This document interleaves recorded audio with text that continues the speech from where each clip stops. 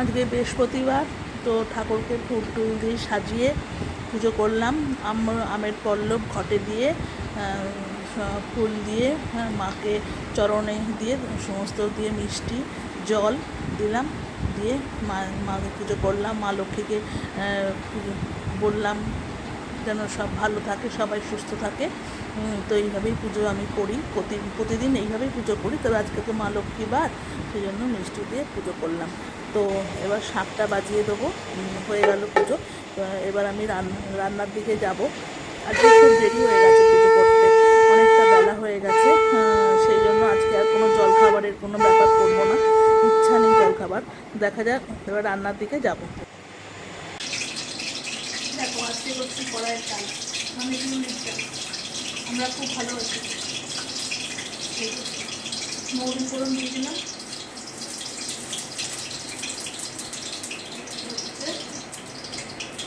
শুকনো লঙ্কা ফোড়ন,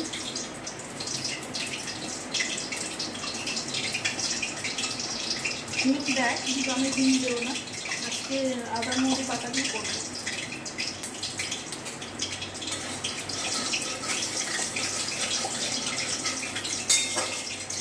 কথা বললে না শোনা যায় না।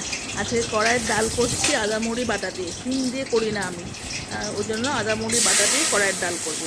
তো ডালটা সাধ দিলাম, ডালটা প্রেসার কুকারে সেদ্ধ করা ছিল, তো সেটা সাধ দিলাম।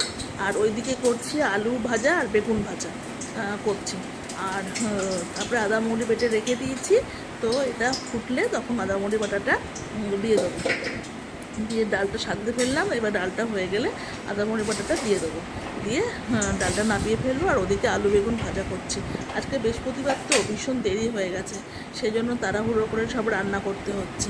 আর ডালে আমরা সাদা ডাল, অনেক সময় কড়ার ডাল না সাদা করি, ভালো লাগে দেখতে, খেতে ভালো লাগে, কিন্তু ভাবলাম একটু হলুদ না দিলে যেন কেমন লাগে না, সেই জন্য একটু হলুদ দিলাম। তো ডালটা সাঁতে দিয়েছি, এবার দেখবে যে আমি ওই আদা মুড়ি বাটাটা দিয়ে দিচ্ছি। আর আদা মুড়ির বাটা দিয়ে হিঙে কড়ার ডালটা খেতে খুবই ভালো লাগে।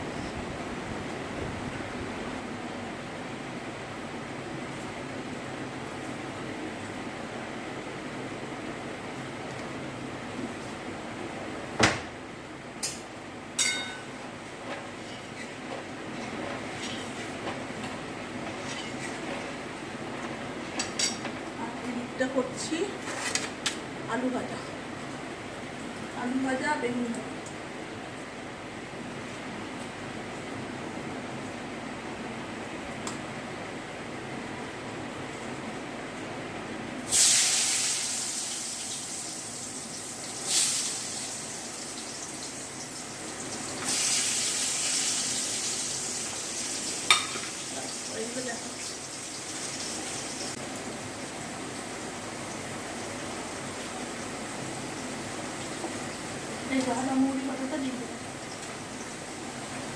আদা মুড়ি বাটাটা দিয়ে দিলাম ডালের মধ্যে, দিলে খেতে খুব ভালো হয়। দিয়ে ওটাকে ভালো করে ঘেটে নিয়ে, ওটা ভালো করে ঘেটে নিয়ে তারপরে ডালটা নামিয়ে ফেলবো, তাহলে এই ডালটা আমার কম হয়ে গেল।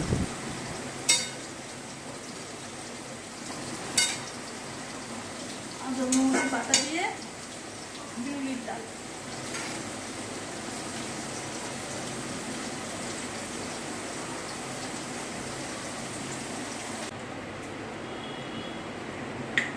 দেখো আজকে করছি ডাঁটা আলু পোস্ত। এই যে ডাঁটা আলু সেদ্ধ হয়ে গেছে, পোস্তটা দিয়ে দিচ্ছি। ডাঁটা আলু পোস্ত করছি। ডাঁটা আলুটা আগে সেদ্ধ করে নিলাম, মানে কড়াই দিয়ে আগে সেদ্ধ করলাম, তারপরে পোস্ত লঙ্কা বেটে তারপরে ওটা দিয়ে দিচ্ছি। তারপরে তেল দেবো, অল্প একটু হলুদ দেবো আর নুন দেবো, দিয়ে তারপরে পোস্তটা হয়ে যাবে। হয়ে গেলে দেখাচ্ছি।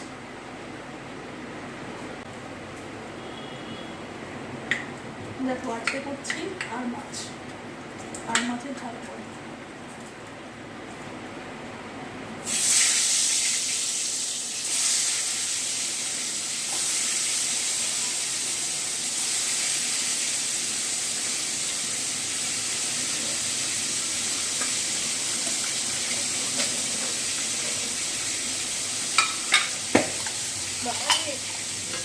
ফাটে রে বাবা, ভীষণ ফাটে।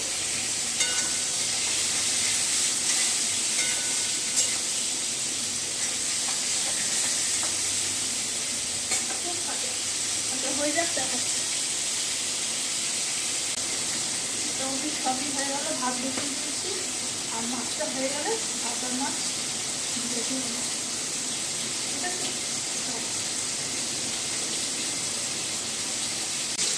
কড়াইয়ের ডাল আর ডাটা আলু পোস্ত, আলু ভাজা, বেগুন ভাজা, ঠিক আছে।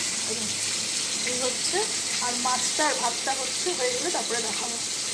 এইগুলো আগে দেখেছিলাম, এগুলো করে ফেলেছি, এগুলো হয়ে গেছে, খালি ভাত আর মাছ বাকি আছে, ওটা করছি। এই যে ভাত আর মাছটা বাকি ছিল, ভাত আর মাছ, আর মাছের ঝাল আর ভাত, এই হচ্ছে আজকের মেনু। শুভ সন্ধ্যা বন্ধুরা, আশা করি তোমরা ভালো আছো, আমিও ভালো আছি। কি গরম পড়েছে বলো, প্রচণ্ড গরম পড়েছে, বাপরে বাপ, এত গরম মানে টেকা যাচ্ছে না। তো যাই হোক, গরমে আর কি করা যাবে, সবই করতে হবে, রান্নাও করতে হবে, কাজও করতে হবে, সবই করতে হবে। তো প্রচণ্ড গরম, এতটা গরমও টেকা যায় না। আবার শীতকালে মনে হয় এত এত ঠান্ডা সহ্য হয় না, এইভাবেই চলতে থাকে। তো যাই হোক, এখন সন্ধ্যেবেলা দেখো চা চা খাচ্ছি, চা খেতে খেতে ভাবলাম তোমাদের সঙ্গে একটু কথা বলি, তাই একটু কথা বলছি। তো তোমরা এই গরমে সব কেমন আছো বলো। আমাদের তো এখানে খুব গরম পড়েছে, এখানে তো প্রচণ্ড গরম, ঝড় বৃষ্টি না হলে একদম ভালো লাগে না। ঝড় বৃষ্টি হলে বোধহয় একটু ঠান্ডাটা হবে, আর ঝড় বৃষ্টি না হলে না মানে আরও কষ্ট হবে, মানে কোনো কিছুই, পাখার হাওয়াটাও মনে হচ্ছে গরম। তো যাই হোক, আমি এখন চা বিস্কুট দিয়ে চা খাই, খেয়ে তারপরে রুটি ফুটি করবো। হ্যাঁ, রুটি তরকারি, রাত্রিবেলার তরকারি রুটিটা করবো। সব দুপুরের রান্না বান্না সব তো খাওয়া হয়ে গেছে, আর রাত্রে তরকারি রুটিটা বাকি আছে, ওইটা খালি করে নেবো। তো ভালো থেকো সবাই, সুস্থ থেকো, ঠিক আছে, রাখছি বন্ধুরা। গরমে কি করব বুঝতে পারলাম না, ওই জন্য পেঁপের তরকারি করলাম, আর দুপুরবেলা বেগুন ভাজা ছিল, ওই বেগুন ভাজাটা একটু গরম করে নিলাম, এই দিয়ে খাচ্ছি রুটি। গুড নাইট বন্ধুরা, সবাই ভালো থেকো, সুস্থ থেকো।